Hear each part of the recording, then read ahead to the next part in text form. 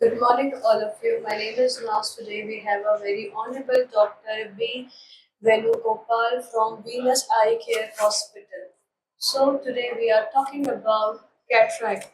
Cataract is an eye disease problem, but some people don't know what is cataract exactly. So today our respectful doctor tell us what is cataract and what are the impact of our life of cataract. Please, sir, what is cataract? Cataract, Hindi cataract there is a lens inside the eye. आंखों के अंदर में एक lens होता है जिससे हमको दूर का नजदीक का देखने में मदद होता है। दूर का देख रहे हैं लेंस पीछे जाता है, नजदीक का देख रहे हैं तो पास में आता है। ये लेंस कांच के जैसा होता है। जब पैदा होते हैं तो बचपन में कांच के जैसा होता है। जैसे जैसे एज बढ़ते रहता है तो उसमें एक ओपेसिटी आ जाता है, जिससे वो धुंधला होता है। जैसे जैसे एज बढ़ता है तो धुंधला होता है, नजर कम होता है। तो इस जब वो पूरा पक जाता है तो उसको कैटरैक्ट बोलते हैं। तो पूरा पकने तक वेट करने की जरूरत नहीं होती है। जैसे जैसे आपका नजर कम हो रहा है तो आपके ऊपर है कब कराना चाहते हैं। तो सर ये हमारी डेली लाइफ में क्या इम्पैक्ट आता है इसका? डेली लाइफ में जैसे आपका नजर कम हो जाता है, आप चश्मा पहनना स्टार्ट करते हैं। चश्मा पहनने के बाद में भी आपको कम दिख रहा है, one of the reason cataract हो सकता है। तो सर इसके ये एकदम ही तो होता नहीं होगा, कुछ कुछ साइन या सिम्टम्स तो ये देता ही होगा। हाँ, धीरे धीरे आपको धुंधला दिखना स्टार्ट होता है। डिपेंड करता है कि कैटरैक्ट में अलग अलग तरह के कैटरैक्ट होते हैं। जैसे कोई सा कैटरैक्ट सेंटर से बनना स्टार्ट होता है, तो अगर सेंटर से बनता है और आप धूप में जा रहे हो तो आपको कम दिखता है। कुछ कैटरैक्ट बाहरी हिस्से से बनना स्टार्ट होता है, ऐसे कि में अगर आप अंधेरे में जा रहे हो आपको कम दिखता है। तो सर हम जो अगर अपना लाइफस्टाइल चेंज करेंगे तो क्या उस पे कैटरैक्ट पे कोई असर पड़ेगा? असर पड़ सकता है। कैटरैक्ट हर किसी में आएगा वो। कब आएगा आपके लाइफस्टाइल के ऊपर डिपेंड करता है। जैसे आपने देखा होगा आपके बुजुर्ग हैं उनको काफी एडवांस स्टेज में आता है कैटरैक्ट। अभी धीरे धीरे कैटरैक्ट जल्दी आ जा रहा है। That is because of the lifestyle stress. तो जैसे जैसे आपका लाइफस्टाइल इम्प्रूव होगा, आपका खान पीन ठीक रहेगा, तो कैटरैक्ट को आप पोस्टपोन कर सकते हैं। तो सर कैटरैक्ट ऐसा तो कुछ नहीं है, जेनेटिक होता है या एज ग्रुप पे डिपेंड करता है, ऐसा कुछ है?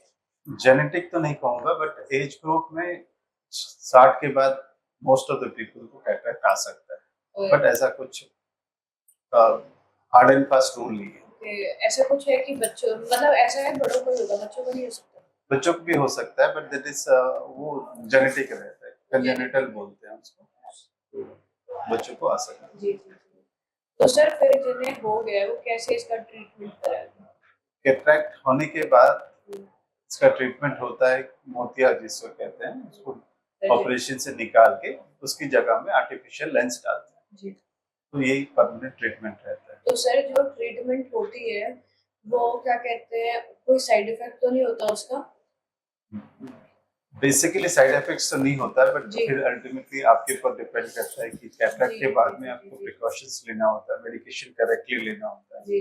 अगर आप मेडिकेशन में डिले करेंगे या मेडिकेशन ठीक से नहीं डाल रहे हैं या फ्रीक्वेंसी ठीक नहीं है तो वो रिकवरी पीरियड लॉन्ग हो सकता है। इन्फेक्शन आ गया तो आंखों का रोशनी भी जा सकता है, तो you have to be careful after surgery. Infection most common dreaded है, बट इतना डरावना सिचुएशन नहीं है। अगर आप केयर ले रहे हैं तो ये बिल्कुल रिस्क फ्री है। हमारे इंडिया के अंदर ये होता है ना, नॉर्मली जैसे अगर किसी को कोई डिजीज है और उसे अगर डॉक्टर बोलते हैं अभी आपका जो डिजीज है वो भी थोड़ा माइनर है, अगर आप ऑपरेशन करा लेंगे या सर्जरी करा लेंगे तो वो खत्म हो जाएगा, आगे वो बढ़ेगा नहीं। बट लोगों को ऐसा लगता है इतना सा तो है, सर्जरी इतनी बड़ी चीज क्या करा लेंगे, उनके दिमाग में सबसे पहले ऐसा थॉट आता है बहुत सीरियस इशू हो जाएगा। और सेम यही चीज मोतियाबिंद के साथ होती है कि वो नहीं कराते, उन्हें ऐसा लगता है बाद में, जैसे मैंने आपको बोला कि रिस्क होता है नहीं होता। आपने बोला वो टोटली डिपेंड करता है कि वो अपने कैसे टेक केयर कर रहे हैं नहीं कर रहे। बट कुछ लोगों का ये कहना होता है या मानना होता है, कह सकते हैं हम, कि जो मोतियाबिंद होती है आफ्टर सर्जरी भी वो आ सकती है, ऐसा है क्या?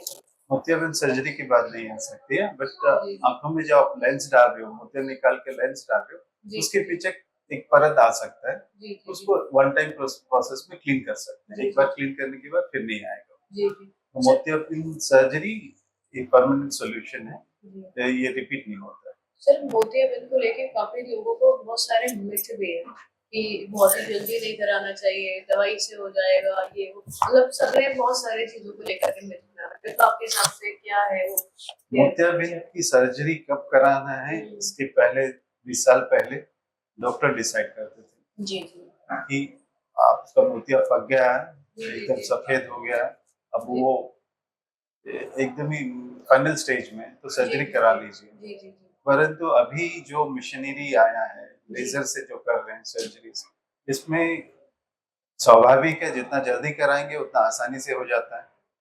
अब ये आपको फ्यूचर में जाके कराना ही है, तो जी क्यों वेट करना है, क्यों उसको पकाना है, और ज्यादा प्रोग्रेस क्यों करना है उसको, अर्ली स्टेज में करा लेना बेटर होगा।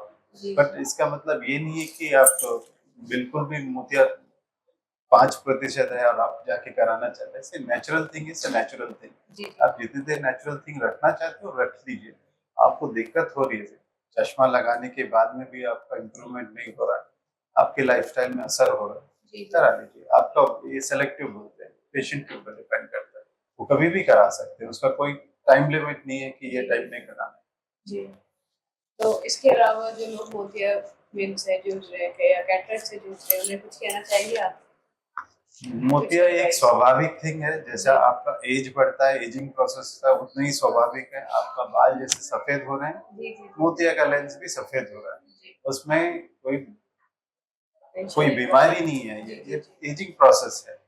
ये सिंपल सॉल्यूशन है, सर्जरी करा के आप लेंस डाल रहे हो, तो इसमें कोई दिक्कत नहीं। थैंक यू सो मच, आपने सर मोतियाबिंद के बारे में लोगों को इतना ज़्यादा अवेयर करा, क्योंकि बहुत टाइम तक लोग छोड़ देते हैं। वो सोचते हैं कई बार अपने आप ठीक हो जाएगा, बिना सर्जरी कराए भी ऐसे वैसे डॉक्टर से दवाई ले लेते हैं, कई बार लोकल डॉक्टर से बिना, बिकॉज अगर आई का प्रॉब्लम है तो बेसिकली ऑर्थोमोलॉजिस्ट से दिखाएं या ईएनटी के डॉक्टर से दिखाएं, बट वो लोकल डॉक्टर से ले लेते हैं, वो कोई भी दवाई दे देते हैं, वो और ज़्यादा उनकी इफेक्ट कर देती है। तो आपने फिर भी लोगों को इस चीज़ के बारे में अवेयर करा कि आइज बहुत ही इम्पोर्टेंट चीज होती है हमारी बॉडी ऑर्गन, तो उसके लिए अवेयर बनाया। So thank you so much, आपने इतने गुड पॉइंट रखे हैं। It's thank my you pleasure to thank explain. You Thank you.